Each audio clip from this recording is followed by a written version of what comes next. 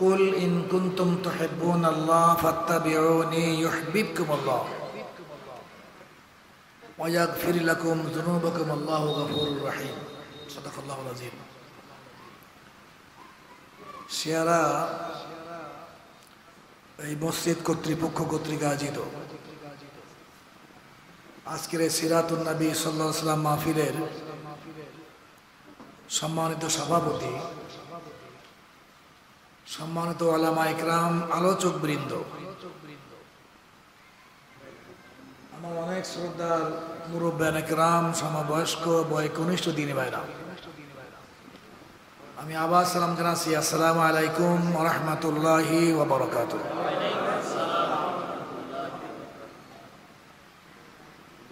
বিশ্বের একমাত্র শ্রেষ্ঠ ব্যক্তিত্ব, যার সম্পর্কে শুধুমাত্র মুসলমানরাই নয়, যারা বিদ্বেষ মুক্ত, ইহুদি হোক, খ্রিস্টান হোক, বৌদ্ধ হোক, হিন্দু হোক, তারা পর্যন্ত রাসূল সাল্লামের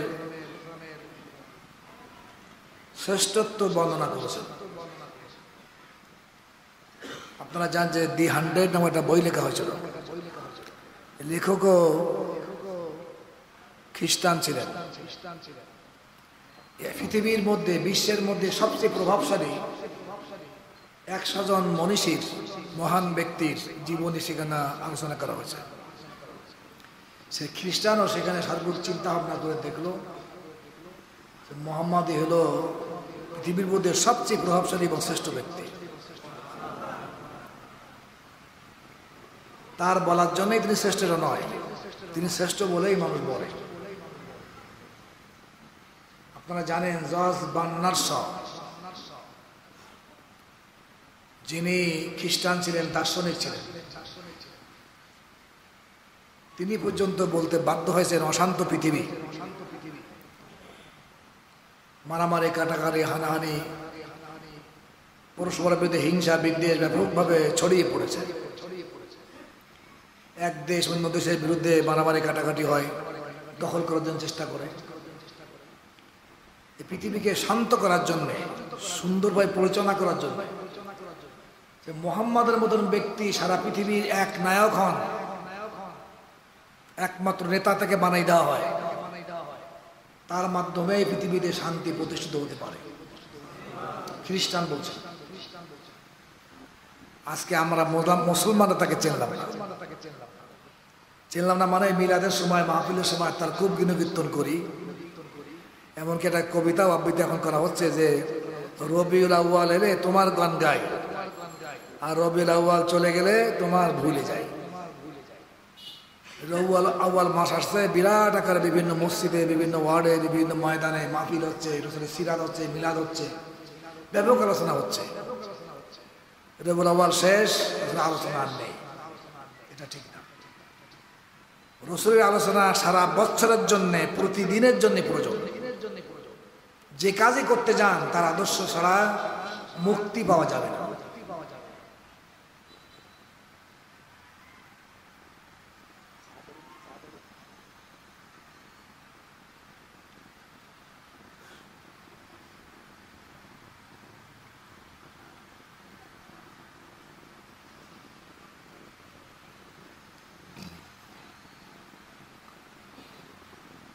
সম্মানিত দিনী ভাইরা, পৃথিবীর মধ্যে সর্বদিকের এবং বিভাগের আদর্শ যার মধ্যে বিদ্যমান, তিনি হলেন মুহাম্মদ সাল্লাল্লাহু আলাইহি সাল্লাম।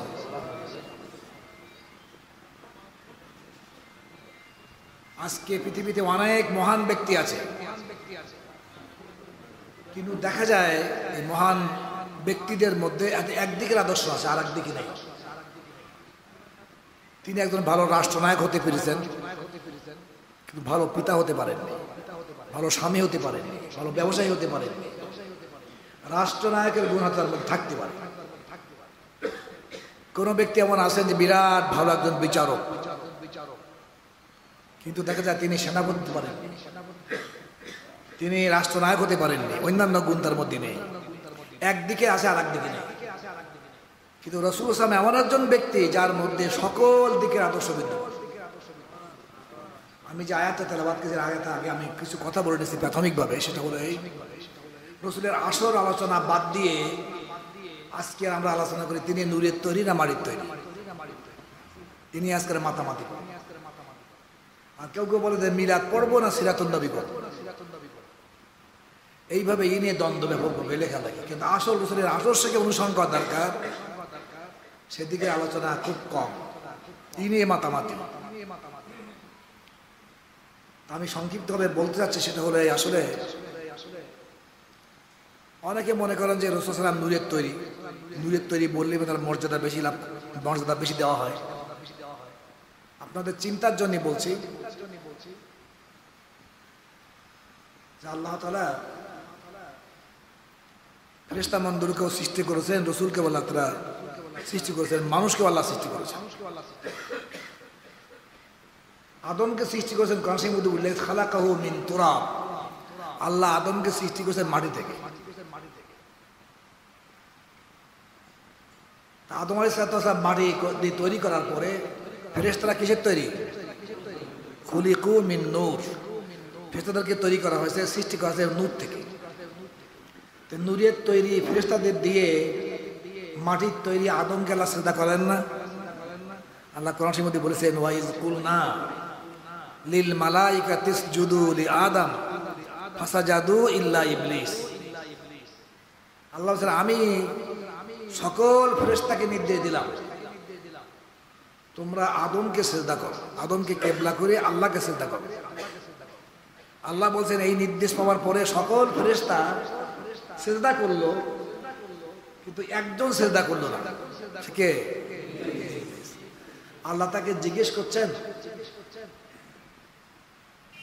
ইয়া ইবলিস মা মানাকা আল্লাহ তাসজুদা ইযা আমারতুক, আমি আল্লাহ নির্দেশ দিলাম তুই সিজদা করলি না কেন?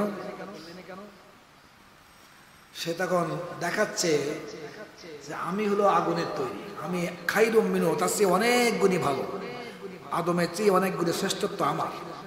যুক্তি দেখাচ্ছে আল্লাহ কাছে, আল্লাহ জানা শ্রেষ্ঠত্ব কেন যুক্তি দেখাচ্ছে আল্লাহর সঙ্গে। এই জন্য আমি শ্রেষ্ঠ, তুমি আদমকেও সৃষ্টি করেছো, আদমকেও সৃষ্টি করেছো। আদমকে সৃষ্টি করেছো মাটি থেকে, আর আমাকে সৃষ্টি করেছো আগুন থেকে। আগুনের মধ্যে আলো আছে, আগুন ঊর্ধ্বগামী, আগুনের মধ্যে দায়িকা শক্তি, জানা বড়া শক্তি আছে, যেটা আদমের মধ্যে নেই, মাটির মধ্যে নেই। মাটি ঊর্ধ্বগামী না, নিম্নগামী। মাটিতে আগুনে যেমন আলো আছে, মাটির মধ্যে আলো নেই, অন্ধকার। আগুনে যেমন দাহিকা শক্তি আছে, কিন্তু মাটির মধ্যে দাহিকা শক্তি নেই। শ্রেষ্ঠটা আমার যুক্তি নিজে নিজে আল্লাহ কাছে। অতএব সেটা যদি করতেই হয়, যুক্তি বলে বরং আমি তাকে শ্রদ্ধা করবো। দেখেন মাটির তৈরি মানুষকে শ্রদ্ধা করতে বললেন কাকে? নূরের তৈরি ফেরেশতাদেরকে। মাটির মর্যাদা বেশি না নূরের মর্যাদা বেশি? মাটির মর্যাদা বেশি। মাটির মর্যাদা বেশি বলে তাকে শ্রদ্ধা করতে বলা হয়েছে। আচ্ছা, আম গাছে গাব হয়? গাব গাছে আম হয়? তা আদম আলাইহিস সালাম মাটির তৈরি, তার সন্তান না তিনি কিসের তৈরি হবে? আপনার জন্য চিন্তার জন্য পেশ করছে। ধরেন তিনি যদি নূরের তৈরি হন, আমাদের মানুষরা বলবে তিনি হলেন নূরের তৈরি, ওনার জন্য এটা সম্ভব ওই কাজ করা। আমরা মাটির তৈরি, আমার জন্য সম্ভব? মাটির তৈরি মানুষের জন্য নূরের তৈরি জিনিসের অনুসরণ করা খুব কঠিন। তোর প্রশ্ন উঠবে, বলবে যে আমরা তো নূরের তৈরি না, আমাদের জন্য সম্ভব না, ওনার জন্যই সম্ভব। সাহাবীদের মধ্যে অনেকে এরকম বলেছিল। একটা ঘটনা আগে উল্লেখ করে নেই। তিনজন সাহাবী মিশকাতের মধ্যে, সহিহ মুসকাতের মধ্যে উল্লেখ আছে, সহিহ হাদিস। তিনজন ব্যক্তি রাসূলের বিবিদের কাছে আসছে রাসূল সাল্লাল্লাহু আলাইহি ওয়াসাল্লাম ইবাদত বন্দেগী কেমন করে জানার জন্য। আয়েশা সিদ্দিকা রাদিয়াল্লাহু আনহা পর্দার আড়াল থেকে উত্তর দিচ্ছেন, প্রশ্ন করছেন যে রাসূলুল্লাহ রাত্রে নামাজ পড়েন কেমন? তখন আয়েশা সিদ্দিকা বলছে রাসূলুল্লাহ রাত্রে ঘুমান, ঈশার নামাজ পড়ে শেষ রাত্রে উঠে নামাজ পড়ে। তারপর জিজ্ঞেস করছেন নফল রোজা কেমন রাখেন? উনি বলছেন যে মাঝে মাঝে নফল রোজা রাখেন, মাঝে মাঝে ভাঙেন। তারপর জিজ্ঞেস করছেন তিনি বিবিদের সঙ্গে সম্পর্ক রাখেন কি? হ্যাঁ, তিনি আল্লাহর নবী হওয়ার পরেও, শ্রেষ্ঠ নবী হওয়ার পরেও স্ত্রীর সঙ্গে সম্পর্ক রাখেন। এই কথাটা শুনে ওনারা মসজিদে এবার ভিতরে আসছে, তিনজনে এক জায়গায় হয়েছে, এক জায়গায় বলতেছে আইনা নাহু মিনান নবী সাল্লাল্লাহু আলাইহি সাল্লাম, আমরা কোথায়, আল্লাহ রাসূল কোথায়?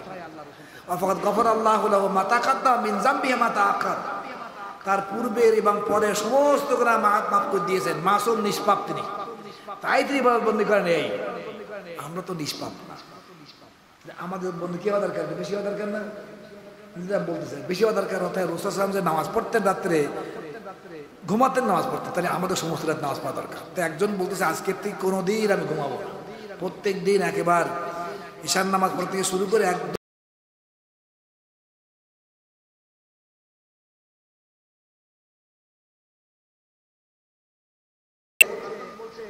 আমি কোনোদিন রোজা ভাঙবো না, প্রত্যেক দিন রোজা রাখবো। রাসূলের জন্য কম রোজা রাখলে কম কিন্তু চলে, কিন্তু আমাদের জন্য প্রত্যেক দিন রাখা দরকার, আমরা গুনাহগার। আর একজন বলছে তাহলে তোমরা যদি এই করো তাহলে আমি আর স্ত্রীর সঙ্গে সম্পর্ক রাখবো, আল্লাহর সঙ্গে সম্পর্ক জুড়িয়ে দেবো, দুনিয়ার কোনো সম্পর্ক আমার থাকবে না, সবসময় আল্লাহর ইবাদত বন্দেগী জিকির তাহলিল ইত্যাদি করতে থাকবো। এই কথা বলতেছেন তিনজন, আর রাসূল যখন বাড়িতে এসে এই কথাগুলো শুনতেছেন, শুনে এইবার সদা মসজিদে আসলেন, এসে বলতেছেন আনতুমুল্লাযীনা কুলতুম কাযা বা কাযা, তোমরা কি এই কথা বলতেছিলে? একজন বললে সমস্ত রাত নামাজ পড়লো, আরেকজন বললে কোনোদিন আর রোজা ভাঙবো না, আরেকজন বললে স্ত্রীর সম্পর্ক না, বলেছিলে? বলে হ্যাঁ ইয়া রাসূলুল্লাহ বলেছিলাম। এই কথা শুনে শুনে চোখ লাল হয়ে গেছে। তিনি তখন বললেন দেখো, আনা আ'লামুকুম বিল্লাহ ওয়া আতকাকুম লিল্লাহ, আমি তোমাদের চেয়ে আল্লাহকে বেশি জানি, তোমাদের সেই আল্লাহকে বেশি ভয় করি। আল্লাহকে বেশি জানেন যিনি, ভয় করেন যিনি, তার আমলও কি হয়, বেশি হয়। তাই আমরা বলি বন্ধুরা, আমরা আল্লাহ নবী হওয়ার পরেও আল্লাহকে বেশি ভয় করা সত্ত্বেও নামাজও পড়ি, আবার ঘুমাই, নফল রাখি, মাঝে মাঝে ভাঙি, আবার স্ত্রীদের সঙ্গে সম্পর্ক রাখি। এরা আমার নীতি আদর্শ। মান রাকিবা আন সুন্নতি ফালাইসা মিন্নি, যারা বা যে ব্যক্তিরা আমার এই সুন্নত থেকে মুখ ফেরাই নেবে, নূতন পথ মত ধারণ করে বিরাট এবার আবেগ সাজবে, তারা আমার উম্মত না, অন্যের হতে পারে, আমার উম্মত না। অতএব রাসূল সাল্লাল্লাহু আলাইহি ওয়াসাল্লামের জীবনী আদর্শকে ভালোভাবে না জানার কারণে অনেক ধ্যান ধারণা আমাদের মধ্যে সৃষ্টি হয়। সমাধিনী ভাইরা, আজকে নূরের তৈরি আর মাটির তৈরি নিয়ে কথা বলতেছিলাম। এরপরে আর একটা কথা আছে, সেটা হলো এই মিলাদ পড়বো না সিরাতুন নবী করবো। 12 রবিউল আউয়াল আসলে তখন ঈদে মিলাদুন নবী সাল্লাল্লাহু আলাইহি ওয়াসাল্লাম আর সিরাতুন নবী। তা সিরাতুন নবী একটা বই দেখবেন, সিরাতুন নবীর মধ্যে রাসূলের জীবনী নেই, মিলাদ নেই, রাসূলের জন্ম বৃত্তান্ত নেই, কখন জন্মগ্রহণ করেছেন, কোন সময় জন্মগ্রহণ করেছেন, কোন দিন, কোন তারিখ। রাসূলের জন্ম এবং মৃত্যু এটা হয়েছে রবিউল আউয়াল মাসে, আর সোমবারে জন্ম হয়েছিল, সোমবারে তার মৃত্যু হয়, এটাও একমত। তারিখ নিয়ে কিছু গন্ডগোল আছে। যদি আমরা রাসূলের যদি 12 রবিউল আউয়াল জন্ম, 12 তোমার মৃত্যু ধরি, একই দিনে আনন্দ প্রকাশ করলাম, তো মৃত্যুর দিন সেই দিন তো ঈদ করলাম, আর দেখবে ওই দিন ঈদ করে রাসূলের শোকের মৃত্যুবরণ করেছেন, তার জন্য আমাদের শোক নেই। এই জন্য এই ঈদ রাসূলের শোকের দিন যদি হওয়ার কাজ আর ঈদ পালন করছে, তো এটা আবার রাসূল খুশি হবেন কিনা, আল্লাহ খুশি হবেন কিনা, আমাদের চিন্তা করতে হবে। এই জন্য আমাদেরকে মূলত রাসূলের সিরাত, রাসূলের যদি মিলাদ জন্মবৃত্তান্ত আলোচনা করা হয়, এটাকে অনুসরণ করা যাবে না। সারা জীবন যদি বিশ্বব্যাপী যদি মানুষ আলোচনা করে, তা ওই জন্মগ্রহণ যেভাবে করেছিলেন রাসূল সর্বোত্তম পদ্ধতি করেছিলেন, এবং সেদিকে দেখা যায় আমরা কোনোদিন ওইটাও জন্মগ্রহণ করতে পারবো ইচ্ছা করে। কিন্তু সিরাতের মধ্যে রাসূলের আদর্শ যেটা আছে আমরা অনুসরণ করতে পারি। আমাদের মিলাদও জানতে হবে, রাসূলের জন্ম বৃত্তান্তও জানতে হবে, আর রাসূলের সিরাতও জানতে হবে। একটা অনেকে বলে আমরা আহলে হাদিস, আমরা বলি যে আহলুস সুন্নাহ। অনেক হাদিস আছে অনুসরণ করা যায় না, যায় বলতে পারবেন না মুখে, মানে ধারণা, মানে আপনাদের ধারণা দিয়ে বলতে পারবেন না। অনেক হাদিস আছে সহিহ হাদিস, আমল করা যায় না। ঠিক আছে, রাসূলের চেহারা কেমন ছিল, ভুরু জোড়া ছিল কিনা আছে না, ভুড়ি জোড়া ছিল কিনা আছে না, নাকটা লম্বা ছিল কিনা, তার চুল কেমন ছিল, তার শরীরটা কেমন ছিল আছে না। এই যে এটা হাদিস, কিন্তু এটাকে অনুসরণ করতে পারবেন। এই জন্য আমরা সুন্নাহর অনুসারী, রাসূল যে আদর্শ রেখে গিয়েছেন, যেটা আমাদের অনুসরণ করা যায় সেটাকে অনুসরণ করি আমরা। এই জন্য আমরা আহলুস সুন্নাহ বলি, অর্থাৎ সিরাত আলোচনা করি। এই কারণে আর আহলে হাদিস মূলত আগের যুগ থেকে চলে আসছে। আহলে হাদিস বলা হতো আগে মুহাদ্দিসদেরকে, যারা হাদিস তত্ত্ববিদ, হাদিসের গবেষণা করে, সনদ সম্পর্কে বিরাট জ্ঞানী, তার মতন সম্পর্কে তার গভীর জ্ঞান আছে, এমন ধরনের উচ্চ স্তরের জ্ঞানীদেরকে, হাদিস তত্ত্ববিদদেরকে বলা আহলুল হাদিস বলা। হাদিস তত্ত্ববিদকে আমল করার জন্য। আর এখন যারা আমল করে, আমাদের সহিহ হাদিস আমল করি, বাস আহলুল হাদিস। সমাদিনী ভাইরা, আমার কথা হলো এই যে রাসূলের সিরাতকে আমরা জানব। আমি যে আয়াত তেলাওয়াত করেছি প্রথমে, সেটা হলো সূরা আলে ইমরান। এটা হলো কোরআন শরীফের মধ্যে ৩য় নম্বর সূরা। প্রথম সূরা সূরা ফাতিহা, দ্বিতীয় সূরা সূরা আল বাকরা, আর তৃতীয় সূরা সূরা আলে ইমরান। সূরা আলে ইমরানের ৩১ নম্বর আয়াত আমি তেলাওয়াত করেছি আপনাদের সামনে। প্রথমে এই আয়াতের মধ্যে আল্লাহ তাআলা রাসূলকে সম্বোধন করে বলছেন, কুল, হে রাসূল আপনি বলে দিন বিশ্ববাসীকে। কি বলুন? ইন কুনতুম তুহিব্বুন আল্লাহ, তোমরা যদি আল্লাহকে ভালোবেসে থাকো। পৃথিবীর সবাইকে আল্লাহকে ভালোবাসে? পৃথিবীর এই মানুষদেরকে যদি আমরা ভাগ করি, ভালো করে খেয়াল করি, চিন্তা করি, দেখা যাবে মানুষের মধ্যে দুটো শ্রেণী আছে। এক শ্রেণী হলো নাস্তিক, আল্লাহর অস্তিত্ব স্বীকার করে না, আল্লাহ স্রষ্টা বিশ্বাস করে না, আল্লাহ বিশ্বের মালিক বিশ্বাস করে না, দুনিয়াটা এমনিতে হঠাৎ করে ঘটনাক্রমে সৃষ্টি হয়ে গেছে। এরকম নির্বোধ বোকা, এরা নাস্তিক। এদের সংখ্যা খুব কম, ভালো করে গুণী দেখেন, খুব কম। কোটিতে একজন পাওয়া যাবে কিনা, এরকম খুব কম। সারা পৃথিবী যদি যুদ্ধ হয়। কিন্তু আস্তিকের সংজ্ঞা, আল্লাহ অস্তিত্ব স্বীকার করে, স্রষ্টা বিশ্বাস করে, তিনি মালিক বলে বিশ্বাস করে, এদের সংখ্যাই বেশি। আর যারা আল্লাহকে স্রষ্টা বলে, মালিক বলে, তার অস্তিত্ব আছে বলে বিশ্বাস করে, এরা কোনো না কোনো ধর্ম অবলম্বন করে চলে। কোনো ধর্ম অবলম্বন, হয়তো ইহুদি, না খ্রিস্টান, না বৌদ্ধ, না জৈন, না হিন্দু, নাই মুসলমান, কোন ধর্ম অবলম্বন, এই ধর্ম অবলম্বনকারীরাই স্রষ্টায় বিশ্বাস করে। আল্লাহ বলছেন, হে, আর প্রত্যেক ধর্ম অবলম্বী কিন্তু আল্লাহকে পেতে চায়, আল্লাহকে তো বিশ্বাস করেন না, আল্লাহর ভালোবাসা চায়, আল্লাহর নৈকট্য চায়, আল্লাহর প্রেম ভালোবাসা কামনা করে। ওদের কি বলতেছেন, হিন্দুরা কি তা কামনা করে? হ্যাঁ, হিন্দুরা কামনা করে। রাসূলের যুগে, রাসূলের যে কুরাইশ বংশ ছিল, তারাও মূর্তি পূজক ছিল, তারাও কিন্তু আল্লাহর ভালোবাসত এবং আল্লাহর নৈকট্য অর্জন করার জন্য চেষ্টা করত। এই যে হজ করতে যাই আমরা, আল্লাহুম্মা লাব্বাইক লাব্বাইক লা শারীকা লাক লাব্বাইক ইন্নাল হামদা ওয়ান নি'মা লাকা ওয়াল মুলক লা শারীকা লাক, আমরা বলি, হে আল্লাহ তোমার দরবারে হাজির, তোমার দরবারে হাজির, তোমার কোনো শরীক নেই। ইন্নাল হামদা ওয়ান নি'মা লাকা ওয়াল মুলক, সমস্ত প্রশংসা, সকল নিয়ামত, রাষ্ট্র ক্ষমতার মালিক তুমি। ওয়াল মুলক লাকা ওয়াল মুলক, রাষ্ট্র ক্ষমতার মালিক তুমি। তারা বলতো, বলে ওর সাথে আর জড়িয়ে দিল, ইল্লা শারীকান তামলিকু ওয়া মা মালাক, কিছু সংখ্যক ব্যক্তির আছে সারা শরীক, আল্লাহ শরীক। হে আল্লাহ তুমি, তারা বলতো তুমি তারও মালিক, যারা শরীক ওদেরও মালিক তুমি, ওরা যে জিনিসের মালিক তারও মালিক তুমি, তুমি সব খোদার খোদা, আল্লাহকে বিশ্বাস করি এইভাবে।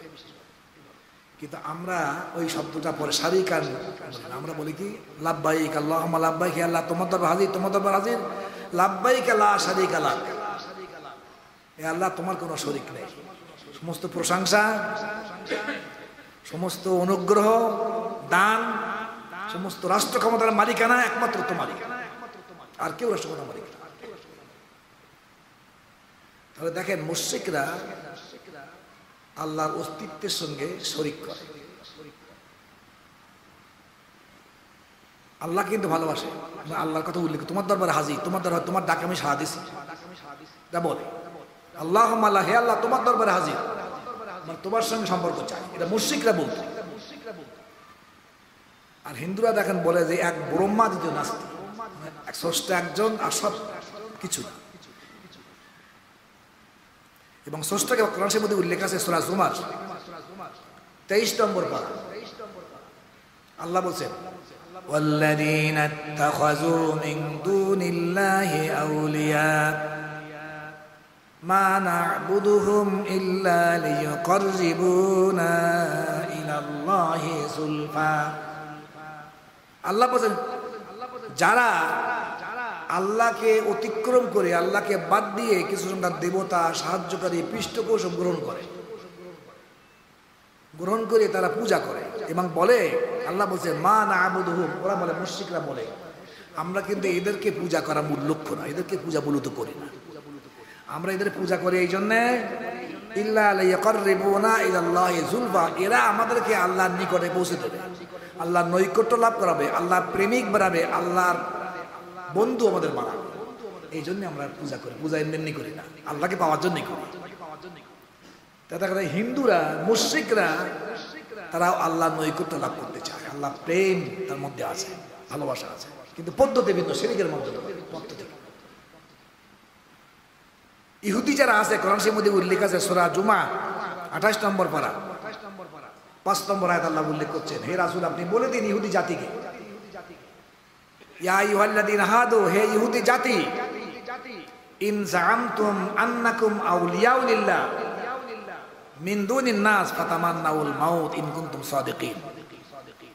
তোমরা যদি, হে ইহুদি সমাজ, তোমরা যদি ধারণা করো এবং দাবি করো যে তোমরা হলো আন্নাকুম আউলিয়া লিল্লাহ, ওলির বহু বচন আউলিয়া, ওলি মানে বন্ধু, আউলিয়ার বহু বচন, তোমরাই আল্লাহর বন্ধু, তোমরা আল্লাহর নৈকট্য লাভকারী, অন্য মানুষেরা মিন দুনিন নাস, অন্য মানুষেরা আল্লাহর বন্ধু না, সারা পৃথিবীর সকল মানুষ আল্লাহর শত্রু, আল্লাহর বন্ধু না, আমরাই আল্লাহর বন্ধু, এই দাবি তোমরা যদি করো, তো বন্ধু তো বন্ধুর সঙ্গে মিলতে চায়, ফাতামান্নাউল মাউত, মৃত্যু কামনা করো, মৃত্যুর পর আল্লাহর সঙ্গে সাক্ষাৎ হবে, মৃত্যু কামনা করো, কিন্তু ওরা মৃত্যু কামনা কখনো করবে না। কোরআনের মধ্যে উল্লেখ আছে, সূরা বাকারার মধ্যে উল্লেখ আছে যে 1000 বছর তার জীবন বৃদ্ধি পাক কামনা করবে, কিন্তু একটু মুক্তি যাবে না, আল্লাহর সাথে সম্পর্ক কম বলে। ইন কুনতুম সাদিকিন, তোমরা সত্যবাদী হও, আল্লাহর প্রেমিক হবার যদি সত্যবাদী হও, তাহলে তোমরা মৃত্যু কামনা করো, আল্লাহ বলছেন। তাহলে বোঝা ইহুদি জাতির ধারণা ছিল এবং দাবি ছিল, এখনো দাবি আছে যে আমরা আল্লাহর নৈকট্য লাভ করি, আল্লাহ প্রেমিক আমরা, আল্লাহ প্রিয় ব্যক্তি আমরা, এই জন্য আমরা ছাড়া অন্য মুসলমানদেরকেই ঠিকই শেষ করে দাও। সম্মানিত ভাইরা, আজকে ইহুদি পণ্য আমরা গ্রহণ করে চলি, কিন্তু আজকে এদের টাকাটা লাভ করে আমাদেরকে মারার জন্য অস্ত্র ব্যবহার করে দরকার। ইহুদি পণ্যকে বর্জন করা দরকার, কোনো মুসলমানরা ক্রয় করতে পারে না। সকল প্রকার ইহুদি পণ্যকে আপনার চিহ্নিত করেন, করে করে করে সব বর্জন করে চলেন, এটা আল্লাহর মূলত সত্য, কোরআনের মধ্যে আল্লাহ উল্লেখ করেছেন। খ্রিস্টানদের দাবি, সূরা আল মায়েদা 6 নম্বর পারা আল্লাহ উল্লেখ করছেন, ওয়াকালাতুল ইয়াহুদু ওয়ান নাসারা, কলাত মানে বলে ইহুদি, বা ইয়াহুদ মানে ইহুদি, আর নাসারা মানে খ্রিস্টান। ইহুদিরা এবং খ্রিস্টানরা বলে এবং দাবি করে, কি দাবি করে? নাহনু আবনাউল্লাহ, আমরা আল্লাহ সন্তান, আল্লাহ প্রেমিক আমরা, আল্লাহ সন্তানদেরকে আল্লাহ ভালোবাসে না, আমাদের এরকম, আমরা আল্লাহ সন্তান। ও আহেব্বাউ, হাবিব শব্দের বহু বচন আহেব্বা, আল্লাহর প্রিয় ব্যক্তি আমরা, আল্লাহ আমাদেরকে ভালোবাসে, আমরা আল্লাহ প্রেমিক যেমন, তার চেয়ে আল্লাহ বেশি আমাদের ভালোবাসে। আহেব্বাউ, ইহুদিদের দাবি, খ্রিস্টানদের দাবি আল্লাহ আল্লাহ প্রেমিক, আল্লাহ প্রিয় আমরা, আল্লাহ আহলে দিই আমরা। অর্থাৎ তোমরা মুসলমান, আল্লাহ সত্য। এইভাবে জৈন, তারপরে বৌদ্ধ, অন্যান্য যত জাতি আছে পৃথিবীতে,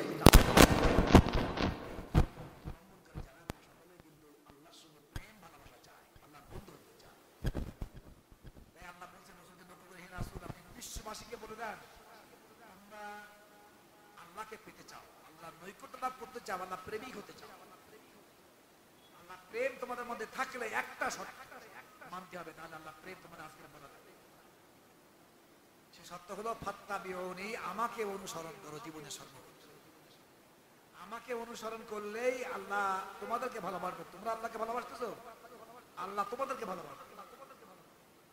যদি জীবনের সর্বক্ষেত্রে, ব্যক্তি জীবনে, পারিবারিক জীবনে, সামাজিক জীবনে, অর্থনৈতিক ক্ষেত্রে, রাষ্ট্র জীবনে, দলীয় জীবনে, সকল ক্ষেত্রে রাসূলকে অনুসরণ করি, আল্লাহ প্রেমিক হবার প্রমাণ।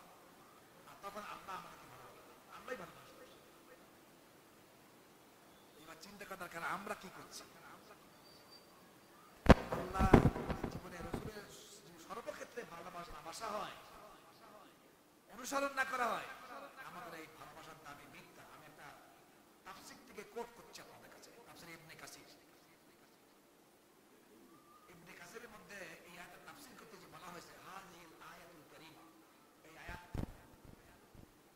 হাকিমাতুন আলা কুল্লি মান ইদ্দাআ মাহাব্বাতাল্লাহ, স্পষ্টভাবে ফয়সালা করে দিচ্ছে, বলে দিচ্ছে যারা আল্লাহর মহব্বতের দাবি করে, আল্লাহ প্রেমিক হওয়ার দাবি করে, আল্লাহ ওলি হওয়ার দাবি করে, আল্লাহ নৈকট্য লাভ করে বলে দাবি করে,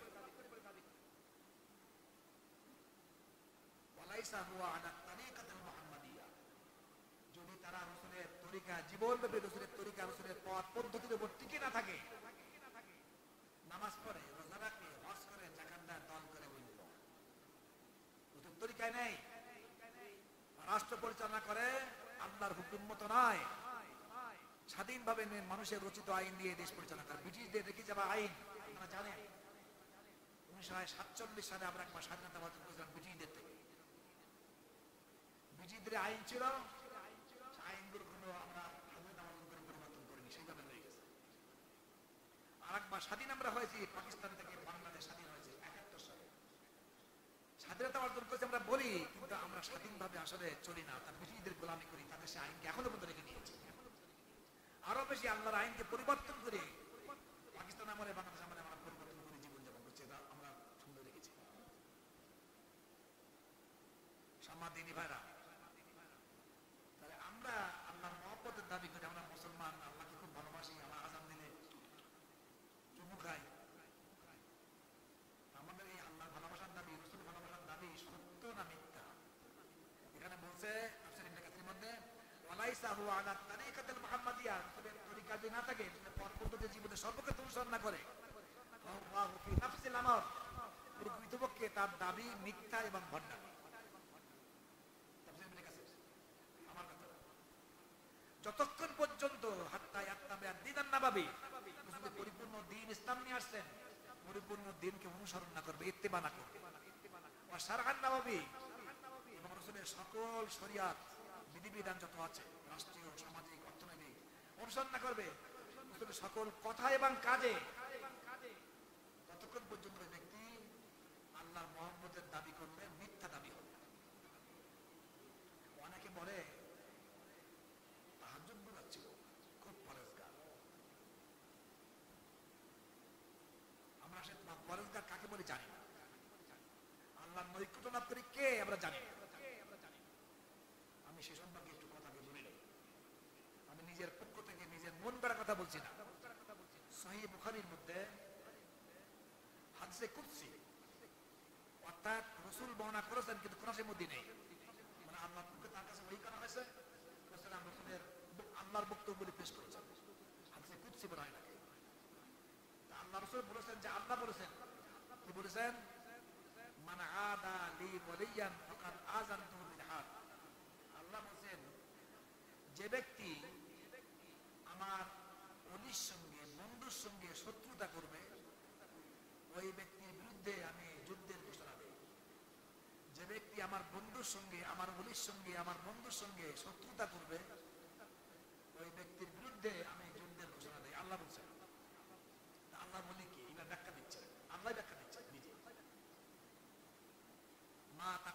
ইলাইয়া আবদি বিশাইইন আহাব্বা ইলাইয়া মিম্মা ইফতারাতু আলাইহি। আল্লাহ বলছেন যে আমি আমার বান্দার উপরে যে কাজগুলোকে ফরজ করে দিয়েছি। ফরজ কয় প্রকার? কি কি?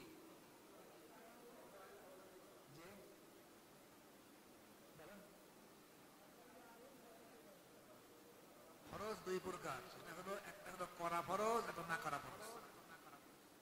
একটা করা কি ফরজ? নামাজ পড়া কি? রোজা রাখা, হজ করা, যাকাত দেওয়া ফরজ। আর সুদ খাওয়া কি? সুদ না খাওয়া ফরজ। ঘুষ না খাওয়া, আইল না ঠালা, কথা না বলা ফরজ। অর্থাৎ না করা ফরজ আর করা ফরজ। এই যে কাজগুলো ফরজ করে না করা এবং করার জন্য বলেছি, এই ফরজ দায়িত্ব বাদ দিয়ে অন্য কোনো কাজের মাধ্যমে আমার নৈকট্য কোনো বান্দা অর্জন করতে পারে না। আল্লাহ বলছে আপনি ফরজ দায় করবেন না, হারাম কাজ করবেন, আপনি আবার দাবি করবেন যে আমি তাহাজ্জুদ গুজার, অর্থাৎ ফরজ ত্যাগ করে আল্লাহর নৈকট্য লাভ করা যাবে না। আল্লাহ বলছে আল্লাহর নৈকট্য লাভ করার প্রাথমিক শর্ত হলো যে ফরজ সমূহ আদায় করতে হবে, হারাম কাজ করবে না ত্যাগ করতে হবে, ওয়াজিব আদায় করতে হবে, মাকরুহ তাহরিমি কাজ বর্জন করে চলতে হবে। প্রাথমিক আল্লাহর সঙ্গে সম্পর্ক। এরপরে যে দুই নম্বর আল্লাহ বলছেন ওয়ালা ইয়াযালু ইয়াতাকাররাবু ইলাইয়া বিন নওয়াফিল, এরপরে আমার নৈকট্য বর্জন করতেই থাকে নফল কাজের মধ্যে। নফল নামাজ পড়লে, এরপরে নফল তখন তাহাজ্জুদ পড়লে, নফল রোজা রাখলে, নফল দান করলে, সাদকা করলে, নফল হজ উমরা করলে, নফল এইভাবে কাজ করলে এর মাধ্যমে আমার নৈকট্য অর্জন করতেই থাকবে। আস্তে আস্তে যত বেশি করবে তো আল্লাহ নৈকট্য। তবে এমনকি আমার একটা পর্যায়ে যায় হাত্তা আহবাবতু, আমি তাকে ভালোবাসি। আল্লাহ বলছেন কি? আমি তাকে ভালোবাসি। ফাইদা আহবাবতু, আমি যখন তার ভালোবাসি আমি তার চোখ হয়ে যাই, যে চোখ দিয়ে সে দেখে। আমি তার কান হয়ে যায়, যে কান দিয়ে সে শোনে। আমি তার হাত হয়ে যায়, যে হাত দিয়ে সে ধারণ করে। আমি তার আল্লাহ বলছেন কিন্তু আমি তার পা হয়ে যায়, যে পা দিয়ে সে চলাফেরা করে। এর অর্থ কি? তার হাত পা অঙ্গ প্রত্যঙ্গ আল্লাহ সন্তুষ্টির বাইরে পরিচালিত হয় না। প্রত্যেকটা কাজ, প্রত্যেকটা কথা, প্রত্যেকটা অঙ্গ প্রত্যঙ্গ আল্লাহ সন্তুষ্টির মোতাবেক, আল্লাহর বিধান মোতাবেক পরিচালিত হয়। এইগুলো আল্লাহ বলে। আইন করবা, মানুষের রচিত আইন দিয়ে চালাবা, মানে ধরে ধীরে মিথ্যা মামলা দিয়ে মামলা করিয়ে তাকে ফাঁসি ঝুলবা, হাজার হাজার লোকের মিথ্যা মামলা দিয়ে জেলে হাজতে পচাবা। আল্লাহর নৈকট্য খুব তাহাজ্জুদ গোজা লাগে, কোরআন শরীফ তেলাওয়াত করে ফজর, ওই কোরআন শরীফ তেলাওয়াত মুখে ছড়িয়ে পড়া হয়। একটা হাদিসে উল্লেখ আছে রুব্বা কারিয়ালিল কোরআন ওয়াল কোরআনু ইয়ালআনু, অনেক কোরআন শরীফের কারি আছে, কোরআন শরীফ পাঠক আছে, কোরআন শরীফ ওদের অভিসম্পদ দেয়। কোরআন শরীফ পড়ে কিন্তু আমল করে না। নামাজ ফরজ পড়তেছে খুব সুন্দর, আকিমুস সালাহ, নামাজ কায়েম করে না। ওয়াতুজ যাকাত পড়তেছে, যাকাত আদায় করবে না, ফরজ হয়ে গেছে। হজের ফরজ উল্লেখ আছে, হজ করবে না, পড়তেছে। এরকম নির্দেশনা যত আছে, আমল যদি না করে কোনো অভিসম্পদ, অর্থাৎ ওই তাহাজ্জুদে কোনো লাভ হবে না, ওই কোরআন তেলাওয়াতে কোনো লাভ হবে না। সম্মানিত ভাইরা, আমি বলতে চাচ্ছিলাম সেটা হলো এই, আল্লাহ রসুলকে অনুসরণ করতে গেলে জীবনের সর্বক্ষেত্রে তিনটি কাজ দরকার। কটা কাজ? তিনটে কাজ, মনে রাখবেন এটা। এক নম্বর কাজ হলো রসুলের উদ্দেশ্য যেটা ছিল, যে লক্ষ্যে রসুলকে পাঠানো হয়েছে, সেই লক্ষ্যে তার উম্মত না আমরা। উম্মত মানে কি? অনুসারী দল। উম্মত মানে কি? তাহলে আমি যদি রসুলকে অনুসরণ করি জীবনের সর্বক্ষেত্রে, আমি রসুলের উম্মত। অনুসরণ না করলে রসুলের উম্মত নই। সম্মানিত ভাইরা, আমি নিজের পক্ষ থেকে বলছি, না হাদিস সহিহ বুখারীর মধ্যে উল্লেখ আছে। আল্লাহ রাসূল বলেছেন, আল্লাহ রাসূলের কথা, ক্বালা নবী সাল্লাল্লাহু আলাইহি ওয়াসাল্লাম কুল্লু উম্মতি ইয়াদখুলুনাল জান্নাহ, আমার উম্মতের সকল ব্যক্তি জান্নাতে যাবে। আল্লাহ রাসূলের কথা, আমার উম্মতের সকল ব্যক্তি জান্নাতে যাবে, ইল্লা মান আবা, কিন্তু ওই ব্যক্তি জান্নাতে যেতে পারবে না যে ব্যক্তি আমার উম্মত হতে অস্বীকার করে। একজন সাহাবী প্রশ্ন করছে, হে আল্লাহ রাসূল, মানাবা, আপনার উম্মত হতে অস্বীকার করে কে? রাসূল এর ব্যাখ্যা দিচ্ছেন, মান আতাআনি দাখালাল জান্নাহ, যে ব্যক্তি আমার আনুগত্য করে, আমার নেতৃত্ব মেনে চলে, আমার অনুসরণ করে চলে জীবনের সর্বক্ষেত্রে, ওই ব্যক্তি আমার উম্মত, আমার সঙ্গে জান্নাতে যাবে।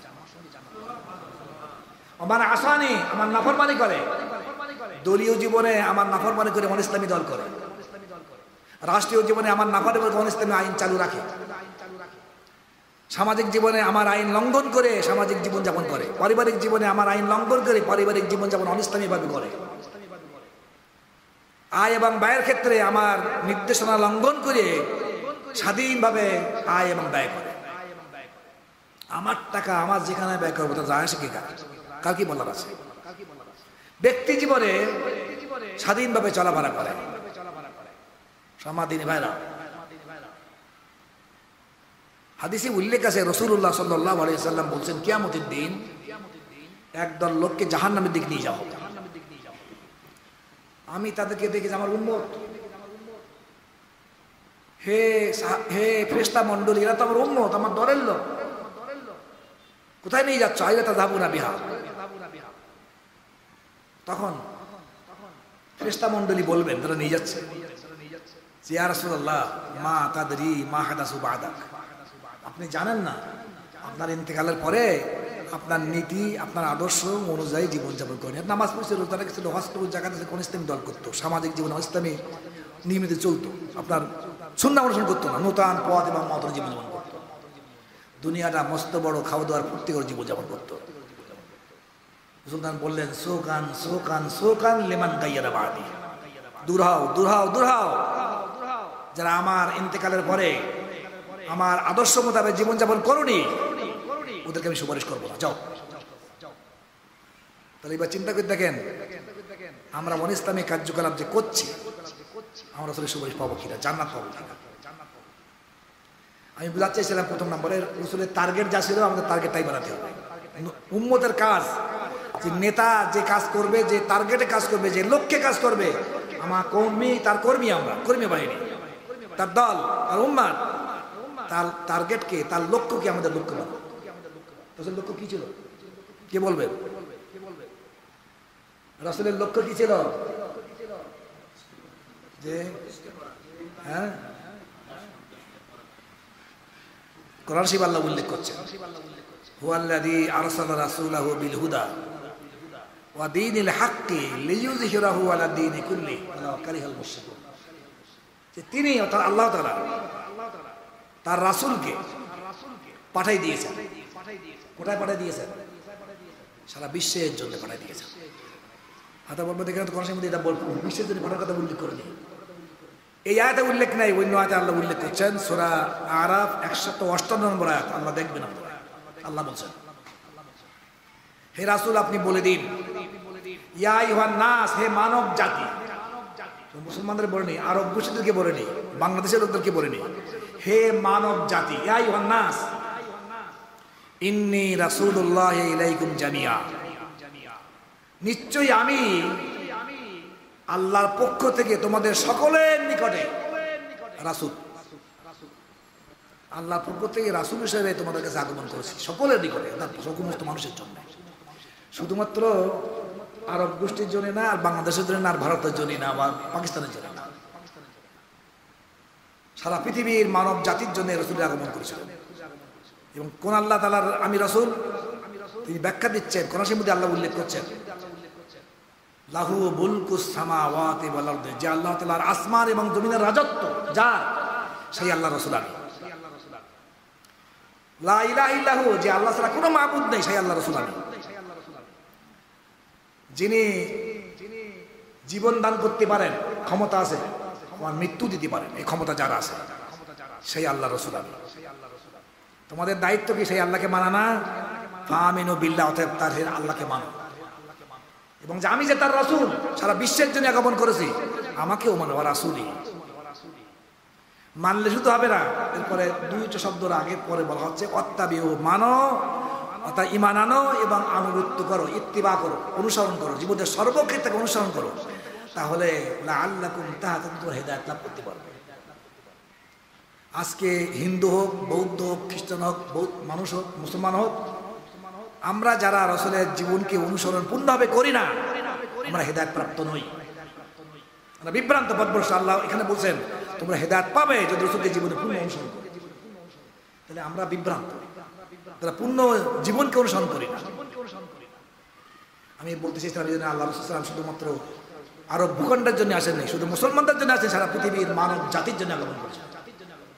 ওই নয়াতে উল্লেখ আছে সারা বিশ্বের জন্য রহমত স্বরূপ আগমন করেছেন। আল্লাহ আমার সাল্লাল্লাহু আলাইহি রাহমাতাল লিল আলামিন, বিশ্বের জন্য রহমত। তা আল্লাহ তাকে পাঠালেন, কি দিয়ে পাঠালেন পৃথিবীতে? এই বিশ্বের জন্য, মানুষের জন্য। দুটো জিনিস তার সঙ্গে দিয়েছেন। একটা হুদা দিয়েছেন। হুদা মানে কি? কোরআন শরীফের মধ্যে উল্লেখ, হুদা শব্দের আবিধানিক অর্থ হলো পথ প্রদর্শক। হুদা অর্থ কি? পথ দেখায় যে, মানে হুদা হলো কোরআন শরীফ। কোরআন শরীফের মধ্যে উল্লেখ আছে সূরা বাকারার একদম প্রথমে, যালিকাল কিতাব, এই কিতাব লা রাইবা ফি, আসমান থেকে আল্লাহর পক্ষ থেকে অবতীর্ণ হওয়ার পরে কোনো সন্দেহ নেই, মানুষের রচিত এটা না। আর এটা হলো হুদা, পথ দেখায়। কিসের পথ দেখায়? জান্নাতের পথ দেখায়, জাহান্নাম থেকে মুক্তির পথ দেখায়, দুনিয়ায় শান্তির পথ দেখায়, অশান্তি থেকে মুক্তির পথ কোরআন দেখায়। এদের হুদা দিয়ে পাঠানো হয়েছে। একে অনুসরণ করলে যা পথ দেখায়, দুনিয়ায় শান্তি পাবে, আখিরাতে মুক্তি পাবে। আর একটা জিনিস দিয়েছেন, দ্বীনে হক, সত্য দিন।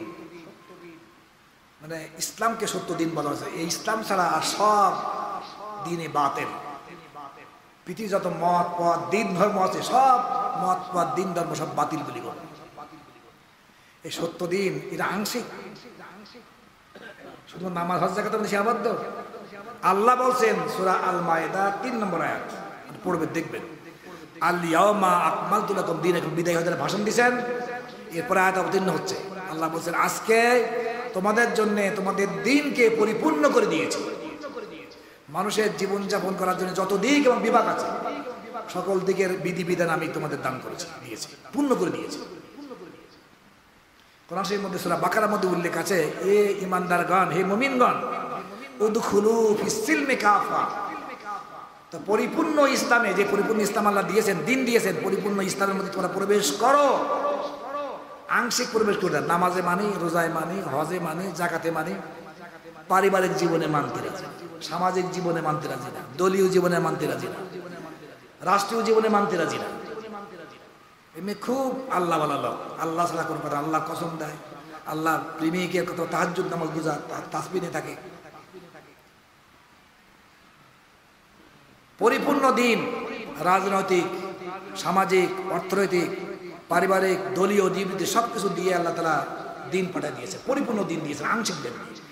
যদি এই দিনের কোনো অংশকে বাদ দেওয়া হয়, আল্লাহ বলছেন তার পরবর্তীতে আবার ওয়ালা তাত্তাবিউ খুতুওয়াতিশ শাইতান, শয়তানের কদম অনুসরণ করো, শয়তানের পায়ে পায়ে চলো না। অর্থাৎ যে ক্ষেত্রে ইসলামকে মানবে না, রাসূলকে অনুসরণ করবে না, সেই ক্ষেত্রে তুমি শয়তানের কদম অনুসরণকারী। রাজনীতি করছো, খুব ভালো বলছে, আমি অমুক দল খুব ভালো, ইসলামী দল না, সে শয়তানের কদম অনুসরণকে ভালো বলা হচ্ছে। কোন খারাপকে, ইসলামে যারা খারাপ বলে ভালো বলা কুফরি। ইসলাম বলছে খারাপ, আর তুমি আমি বলছো খুব ভালো, খুব ভালো, কুফর, কুফর, কাফের। আল্লাহ যেটাকে খারাপ বলছেন, এটাকে আমি খারাপ বলে বিশ্বাস করতে হবে, মুখে বলতে নাই, মুমিন থাকবো না। সম্মাদিনী ভাইরা, এই জন্য পরিপূর্ণ ইসলাম দিয়ে পাঠিয়েছেন। কেন? শুধু কোরআন শরীফ তেলাওয়াত করার জন্য না, ইসলামকে মুখে মুখে বলবো ইসলাম আমার ধর্ম, ইসলাম আমার ধর্ম, এই কথা বলার জন্য না। অন্য রাষ্ট্রের অধীন থাকার জন্য ইসলামকে আল্লাহ পাঠাননি, পরিপূর্ণ জীবন বিধান ইসলাম পাঠাননি। আল্লাহ বলছে রাসূলকে পাঠানো হয়েছে ওই পরিপূর্ণ দিন দিয়ে, কোরআন দিয়ে। কেন পাঠানো হয়েছে? লিইউযহিরাহু, তিনি ইজহার করবেন, বিজয়ী করবেন এই কোরআনকে, ইসলামকে। আলা দ্বীনি কুল্লি, পৃথিবীতে যত মত পথ দিন ধর্ম আছে, সকল দিনের উপরে, সকল ধর্মের উপরে, সকল মতবাদের উপরে ইসলামকে এবং কোরআনকে তিনি বিজয়ী করবেন। আমরা দেখতে পাই রাসূলের সিরাত, কিন্তু এটা দেখতে পাই রাসূলুল্লাহ সাল্লাল্লাহু আলাইহি সাল্লাম তার 23 বছর জীবনে 10 লক্ষ বর্গ মাইল ব্যাপী এটা কোরআনের রাষ্ট্র, ইসলামী রাষ্ট্র তিনি তৈরি করে দুনিয়া থেকে বিদায় গ্রহণ করেছেন। তার যে লক্ষ্যে পাঠানো হয়েছে, এই লক্ষ্য অর্জিত হয়ে গেছে, তাকে তুলে নিয়েছেন। আমাদের লক্ষ্য বলে দেবে কি? রাসূলের লক্ষ্য ছিল দিন কায়েম করা, দিনকে বিজয়ী করা। সূরা সূরা 13 নম্বর আয়াতে উল্লেখ আছে, নবীদেরকে পাঠানো হয়েছে দিন কায়েমের জন্য। তা দিন কায়েম করার লক্ষ্য হবে, দিনকে বিজয়ী করা আমাদের লক্ষ্য হবে। এই লক্ষ্য না বানালে আমরা রাসূলের উম্মত বলি গণ্য না। উম্মত দাবি করবো আর রসুলের লক্ষ্যকে লক্ষ্য বানাবো না, কিসের উম্মত? 2 নম্বর যেটা দরকার উম্মত হওয়ার জন্য, রাসূল আমাদের মূল নেতা মুহাম্মদ সাল্লাল্লাহু আলাইহি ওয়াসাল্লামের যে কামনা বাসনা ছিল, ওই কামনা বাসনা আমার মধ্যে সৃষ্টি করতে। আমার কামনা তাই, রাসূল যে কামনা করছেন আমার কামনা তাই। রাসূল কি কামনা করছেন? আমি কোনো বাজে গল্প গুজব করছি না, হাদিস এবং কোরআন থেকে সরাসরি বলছি। হাদিসই উল্লেখ, সহিহ মুসলিমের হাদিস, ওয়াল্লাযী নাফসি বিয়াদিহি, আল্লাহ রাসূল নিজে বলছেন যে ওই সত্তার কসম দিয়ে বলছি যে সত্তার কুদরতি হাতে আমার প্রাণ। নিজের মনের আকাঙ্ক্ষা তিনি কসম দিয়ে প্রকাশ করতেছেন। আল্লাহর কসম দিয়ে বলছি যে সত্তার কুদরতি হাতে আমার প্রাণ। লাওয়াদিত্তু, আবার আকাঙ্ক্ষা, আন্নী উক্তালু ফি সাবিলিল্লাহ, আমি আল্লাহর দিন কায়েম করতে যে আমি আল্লাহর পথে শহীদ হই, নিহত হই লেখাপড়া করি। শহীদ হওয়ার আকাঙ্ক্ষা কার মধ্যে ছিল? শ্রেষ্ঠ নবী কিন্তু তিনি, সারা পৃথিবীর সকল মানুষের শ্রেষ্ঠ। কবি বলেছেন বাদে আজ খোঁজা বুজুর্গ তো কিসায়ে মুখতাসার, আল্লাহর পরেই যে মর্যাদা তিনি হলেন মুহাম্মদ সাল্লাল্লাহু আলাইহি সাল্লাম। আর তার কামনা ছিল এই, আমাদের মূল নেতা তিনি, যে আমি শহীদ হতে চাই, আল্লাহ দিন কায়েম। একবার বলেননি, সহিহ মুসলিমের মধ্যে 3 বার, 15 বার, 4 বার তিনি কামনা করেছেন আমাকে শহীদ করার পরে, আমি শহীদ হওয়ার পরে আবার আমার জীবন ফিরাই দিক কামনা করি, আবার শহীদ হব, আবার জীবন ফিরে দিক কামনা করি, আবার জীবন আসলে আমি আবার শহীদ হব। এবার 3 বার বা 4 বার তিনি কামনা করেছেন। তাহলে আমাদের কামনা বাসনা হওয়া দরকার কি? আল্লাহ দিন কায়েম করতে শহীদ হব, এই কামনা থাকা। রসুলের, আল্লাহ রসুলের কামনা ছিলই আমাদের কামনা তাই, যে দিন কায়েম করতে যাব, ওই কায়েম করতে আমি শহীদ হব। হাদিসে উল্লেখ আছে, আল্লাহ রসুল নিজে বলেছেন মান সাআলাল্লাহু শাহাদা বিসিদকিন বাল্লাগাহুল্লাহ মানাজিলা শুহাদা ওয়া মাতা আলা ফিরাশি।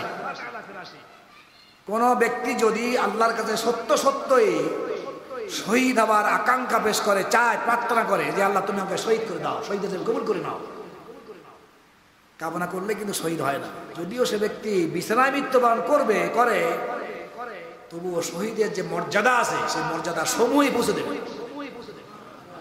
কামনা করলে শুধুমাত্র। কিন্তু কামনা করলে কিন্তু কি হবে না, শহীদ। কিন্তু তবু ভয় করে, কে জানি মরে গেলে আমার স্ত্রীর অবস্থা কি হবে, আমার মেয়ের অবস্থা কি হবে, আমার ছেলের অবস্থা কি হবে, আমার জমি জমা কে ভাগ পাবে, ওই চিন্তায় আমার কি হবে, দুনিয়াতে ভোগ করতে পারলাম না, এই চিন্তায় যুদ্ধে যেতে চায় না, যেখানে যেখানে জেলে হাজতে যেতে হবে সেখানে যেতে চায় না, ভয় আতঙ্ক। এইরকম সাহাবীদের মধ্যে থাকলে ইসলাম বিজয় লাভ করতো না। সমাধিনী ভাইরা আসলে এরকম উৎসাহী ইসলামের জন্য উৎসর্গকৃত ব্যক্তিদেরকে যে চেয়েছেন।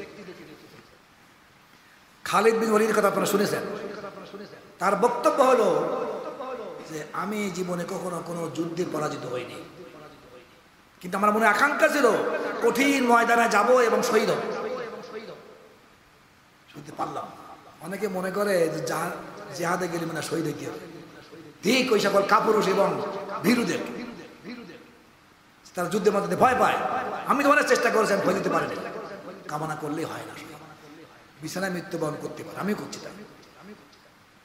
শহীদের মর্যাদা তিনি পাবেন। এই জন্য আমাদের 2 নম্বর কাজ হবে রসুলের আকাঙ্ক্ষা, রসুলের যে শহীদ হওয়ার চরিত্র ছিল, আকাঙ্ক্ষা ছিল, এরা আমাদের মধ্যে পোষণ করা। সকল মুমিন রসুলের উম্মত যদি হতে চায়। 3 নম্বর কাজ, এই দুটো গেল মৌলিক। 3 নম্বর কাজ রাসূলকে জীবনের সর্বক্ষেত্রে অনুসরণ করা, শুধু নামাজে না, শুধু রোজায় না, শুধু হজে আর যাকাতে আর জিকির তালিল না, শুধু দাড়িতে না, শুধু মাথার টুপিতে না, লম্বা জামায় না, পাগড়িতে না, এটা যদি সীমাবদ্ধ রাখলে হবে না। জীবনের সর্বক্ষেত্রে রাসূলকে অনুসরণ করতে আল্লাহ বলছেন ইত্তিবা করো তাকে, তার জীবনের সর্বক্ষেত্রে অনুসরণ করো। কোনো ক্ষেত্রে অনুসরণ বাদ দিলে শয়তানের পথ অনুসরণ করা হবে, ওখানে কাউকে স্থান দিতে হবে না। শুনেছেন আপনারা যে একজন বড় আলিম, আহলে কিতাবের ছিলেন, ইহুদি ছিলেন, ইসলাম গ্রহণ করেছেন। তিনি একটু মনে কামনা করেন ইসলাম সব মানব, কিন্তু ইহুদি ধর্মে একটা জিনিস আছে, সেইটা উটের গোশত খাওয়া হারাম ছিল, তা আমি উটের গোশত শুধু খাবো না, খেয়ে আমি থাকবো। না খালি তার না খাওয়া কিছু জরুরি না, কিন্তু ইহুদি ধর্মে আমি খেতাম না বলে আমি খাচ্ছি না, এই যে একটা মানসিক অবস্থা। এই জন্য আল্লাহ এই যে আয়াত আছে যে তুমি পূর্ণ ইসলামে প্রবেশ করো, ওটুকু পর্যন্ত ইসলাম থেকে বাইরে দেখো না, এই জন্য আয়াত অবতীর্ণ হয়, এটুকু কারণে। সম্মানিত ভাইরা, রসুলকে জীবনে সর্বক্ষেত্রে অনুসরণ করতে গেলে তিনটে জিনিসকে বাদ দিয়ে অনুসরণ করতে হবে। কটা জিনিস? তিনটে জিনিস মনে রাখবেন, খুব গুরুত্বপূর্ণ কিন্তু। এক নম্বর জিনিস হলো রসুলের জন্য যে বিধানগুলো আল্লাহ রসুলের জন্য খাস নির্দিষ্ট, সেই খাস নির্দিষ্ট বিধানগুলো আমাদের অনুসরণ করা সুন্নাত নয়। যেমন রসুল সাল্লাল্লাহু আলাইহি ওয়াসাল্লামের জন্য 9টা বিবাহ একসঙ্গে করা রসুলের জন্য আল্লাহ তাআলা জায়েজ করেছিলেন। 9টা বিবাহ একসঙ্গে করা, আমরা যদি মনে করি রসুল যখন 9টা বিবাহ করেছেন, আমি 9টা বিবাহ করে রসুলের সুন্নাত আদায় করি, জায়েজ হবে? আমাদের জন্য অনুমতি আছে 4টে। অনুমতি, এটা ফরজ না, ওয়াজিব না, সুন্নাত না, তার শর্ত সাপেক্ষে। কি শর্ত? 1 নম্বর শর্ত হলো দৈহিক আর্থিক ক্ষমতা থাকা। 2 স্ত্রীর সঙ্গে তাদের দৈহিকভাবে তার আর্থিক পরিচালনা করার জন্য ক্ষমতা থাকতে হবে, 1 নম্বর শর্ত। এটা না থাকলে একটা বিবাহ করে একটা বাদ দিলাম, আর রেখে দিলাম, এরকম হলে সে তাদের বিবাহ করা জায়েজ নেই, 2 বিবাহ। আর একটা শর্ত হলো সমান অধিকার দিতে হবে। খাদ্যে সমান, একে গোস্ত দিলাম, ওকে ঝাল পোড়া দিলাম। বস্ত্র, এর জন্য 500 টাকা জেনে দিলাম, ওদের 700 টাকা জেনে দিলাম, সমানভাবে তার বস্ত্র দিতে হবে। বাসস্থানের জন্য খুব 2 তলা বিল্ডিং এর জন্য খুব 20 ঘর, এরকম। আর তার রাত যাপন পর্যন্ত আল্লাহ বলছে, রাত যাপন পর্যন্ত একদিন এই জায়গায় থাকলে আরেকজন থাকতে হবে। সমান অধিকার যে দিতে পারবে তার জন্য দ্বিতীয় তৃতীয় বিবাহ করা বৈধ। সম্মানিত ভাইরা, রসুলের জন্য খাস যেটা, সেটা তো 9টা বিবাহ, এটা তো হারাম। আর এও যদি কোনো ব্যক্তি যদি ইনসাফ করতে পারে না, সমান অধিকার দিতে পারে না স্ত্রীদের মধ্যে, তার জন্য 2টা বিবাহ করা ভালো। আর্থিক ক্ষমতা নেই, দৈহিক ক্ষমতা নেই, তার জন্য 2টা বিবাহ নাজায়েজ। সম্মানিত ভাইরা, 1 নম্বর গেল রসুলের জন্য খাস নির্দেশনা, আমাদের জন্য পালন করা সুন্নাত নয়, এটাকে বাদ দিয়ে। 2 নম্বর হলো যেটা আমাদের অনুসরণের করা সুন্নাত না, রসুলের অনিচ্ছাকৃত জাল্লাত, পদস্খলন বলা হয়। কাদাতে চলতে গেলে পা পিছলে যায়, ভালো লোকের পিছলে যায়, খারাপ লোকও যায়, চলতে যাচ্ছে পা পিছলে গেল, পড়ে গেল, অনিচ্ছাকৃত, ইচ্ছা করে কেউ পড়ে না। এরকম নবীদের যদি কোনো অনিচ্ছাকৃত কোনো এরকম হয়ে যায়, এটাকে অনুসরণ করা আমাদের জন্য সুন্নাত। যেমন রাসূলুল্লাহ সাল্লাল্লাহু আলাইহি ওয়াসাল্লাম সম্পর্কে তিনি প্রত্যেক দিন আসরের নামাজের পরে বিবিদেরকে দেখতে যেতেন। 9 জন বিবি ছিল তো, ওদেরকে দেখতে যেতেন।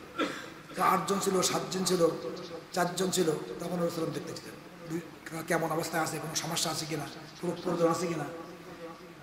এবার একদিন যখন যেতে যেতে জায়নাব রাদিয়াল্লাহু আনহার ঘরে যখন গেলেন, তখন তিনি বাড়িতে বাসায় আসলে ভালো জিনিস মেহমানদারি করা হয়, স্বামী আসছে, তিনি একটু মধু পান করাইছেন। এটা আর একজন স্ত্রীটা কীভাবে দেখতে পেয়েছেন, দেখে এবার নিজেরা আলোচনা করছে যে রাসূল সাল্লাল্লাহু আলাইহি ওয়াসাল্লাম মধু খেয়েছেন, আমরা আসলে বলবো আপনার মুখের থেকে যেন কিসের একটা গন্ধ বেরোবে। মানুষের মুখ থেকে গল্প বেরোতে পারে, ভালো আর খারাপ হোক, রসুলের মুখ থেকে খারাপ গন্ধ বেরোবে না, ভালো গন্ধ বেরোবার কথা। এটা বল, রসিকতা করে বলবো এটা। এখন রসুলের কাছে আসছে, রসুল যখন থেকে ঘুরি ঘুরি আসছে, তখন বলছে রাসূলুল্লাহ আপনার মুখ যেন একটা গন্ধ বেরোচ্ছে। রসুল বলছেন তা আমি তো কোনো খারাপ জিনিস কিছু খাইনি, মধু খেয়েছি। তো হতে পারে এরকম। মধু মক্কিকা, মাগাফির নামে একটা ফুল আছে দুর্গন্ধযুক্ত, এই ফুলের উপর বসতে পারে।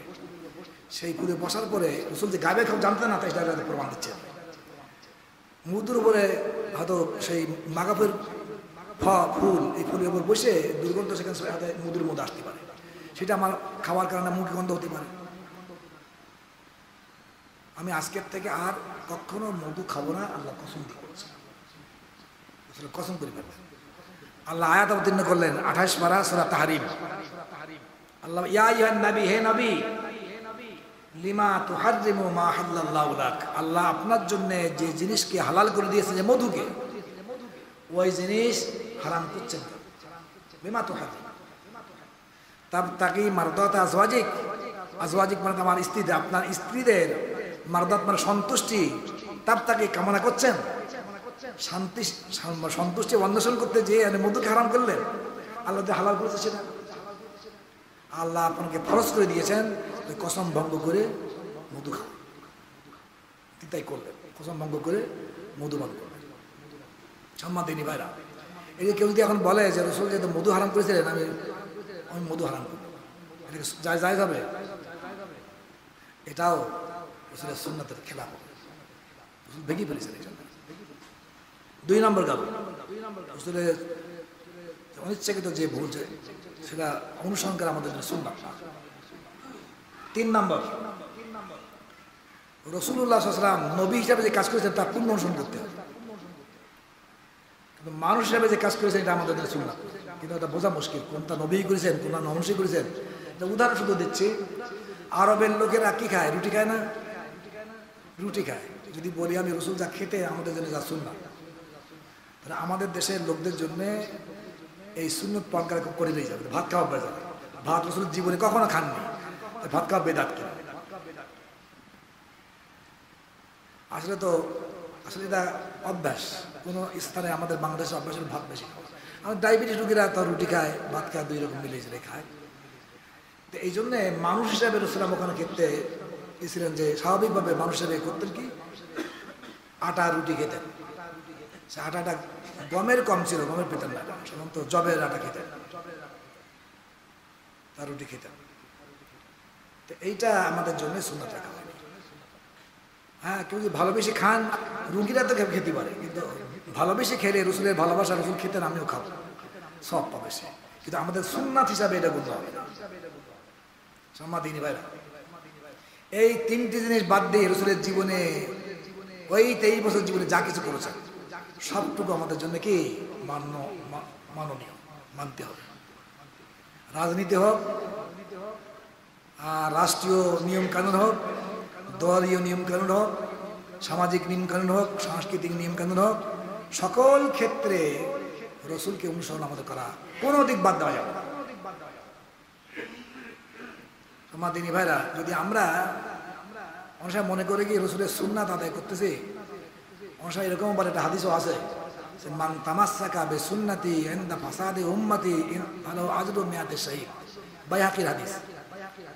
যে ব্যক্তি আমার সুন্নতকে আঁকড়ে ধরবে, মান তামাসসাকা বিসুন্নতি, আঁকড়ে ধরবে, ইনদা ফাসাদি উম্মতি, আমার উম্মত যখন বিপর্যয় সৃষ্টি হবে, ফিতনার সময় আসবে, কঠিন অবস্থার সম্মুখীন হবে, তখন যদি আমার সুন্নতকে আঁকড়ে ধরে, এই অর্থ করে কি একটা সুন্নত আঁকড়ে ধরে, তাহলে 100 শহীদের সওয়াব, এরকম ব্যাখ্যা দেয়, একটা সুন্নত। তাই যদি হয়, তা আমি নামাজ পড়বো না, রাখবো না, হজ করবো না, জাকাত দেবো না, দাঁড়িয়ে রাখবো না, লম্বা দাঁড়িয়ে দেবো না, দাঁত মাজবো, সুন্নত আদায় করবো, 100 শহীদের সওয়াব পাবে। আসলে রসুলাম ফিতনা বা উম্মতের ফাসাদের সময়, রসুলামের যে মুদ্রাসায় যে ফিতনা ফাসাদ ছিল, মুশরিক সমাজে বসবাস করেছিলেন, সেই সময় রসুলের সুন্নত কি ছিল? যে সুন্নত আদায় করেছেন না, সেই সুন্নতকে গ্রহণ করতে হবে। অর্থাৎ তিনি ওই ইসলামী সরকারের কাছে মাথা নত করেননি, ওই জানার জন্য তিনি স্বাভাবিকভাবে চলেননি, ওটাকে পরিবর্তন করার চেষ্টা করেছেন, দিন কায়েমের চেষ্টা করেছেন। দিন কায়েম করাকে জীবনের লক্ষ্য বলতে হবে, রসুলের লক্ষ্য ছিল তাই। জীবনের সর্বক্ষেত্রে রাসূলের অনুসরণ করার জন্য সর্বাত্মক চেষ্টা করতে হবে, তাহলেই আমরা রাসূলের সুপারিশ পাবো, আখিরাতে নাজাত পাবো, এবং রাসূলের সুপারিশ জান্নাত লাভ করতে পারবো। আমি লম্বা চালা আলোচনা করবো না, সেটা একটা ছোট্ট ঘটনা বলে শেষ করতে যাচ্ছি।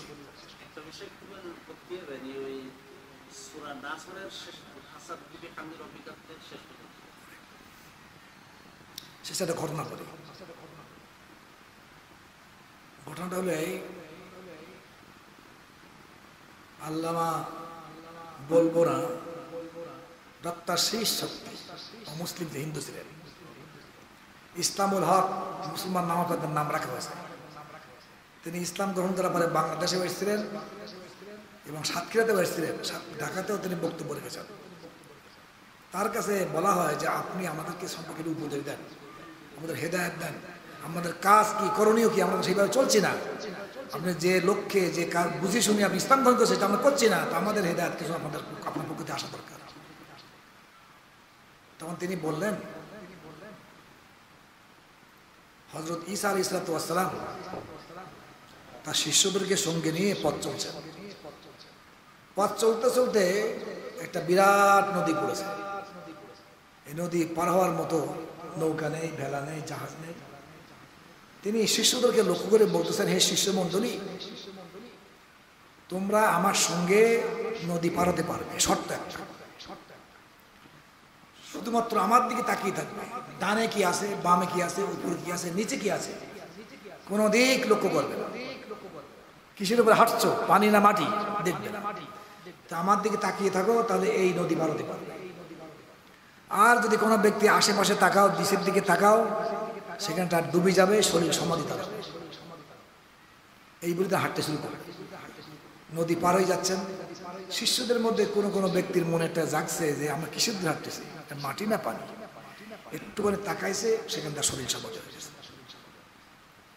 আমি মুসলিম জাতিকে লক্ষ্য করে বলছি, পৃথিবীর মানুষ, শুধু মুসলমানরা, সকল মানুষকে বলছি, একমাত্র রসুলের দিকে তাকা থাকা, যদি রসুলের নেতৃত্বকে গ্রহণ করা হয়, সকল মত এবং পথকে পরিহার করা হয়, সব কোনো দিক না তাকানো হয়, কোন নেতৃত্বের দিকে না তাকানো হয়, উপরে নিচে আশেপাশে, অশান্ত এই পৃথিবী থেকে তারা শান্তিময় পৃথিবী তারা লাভ করতে পারবে। আখেরাতে জাহান্নাম থেকে মুক্তি, জান্নাত লাভ করতে পারবে। অর্থাৎ জীবনের সর্বক্ষেত্রে রসুলের দিকে তাকাই থাকতে হবে। রসুল কি বলেছেন, কি করেছেন, আমি তাই করবো, অন্য কোনো মত এবং পথ করবো না। সকল দল এবং মতের সব পরিহার করে, ত্যাগ করে আমি একমাত্র রসুলের আদর্শকে গ্রহণ করব।